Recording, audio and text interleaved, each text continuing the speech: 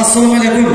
Ardaqlı bir Allah'sı var, iki düğünesi var, 3 çurutu var, 4 kovlası var, 5 vakit namazı var, 6 koymalın bakan talası var, 7 ulus talası var, 8 9 10 töröp eğrim çoykom, erkekleri ündü çalkalıp çatlagan, ayakları köyüsüne kayaşaytıp, karşı çıkmagan, kadırman tırı serim. Barımızlar bugünkü üylen ülke taktoygu, taktap aytkanımızda Safarбек Mırzamızdır, ata enesi, kanıya kelişmenin, kaldırıca keliş, özlerinin musulmançılıktағы parzlarını aktarıp, ata enik parzlarını aktarıp, oğul üylep gelin alıp, jakşılığın kuvalıçın rızkısını sizlerden ten görüşüp, barımızlar bugün Akniyet toykanasına 6 ve çakırgan olsa 7 canım 8'e hoş gelip sizler.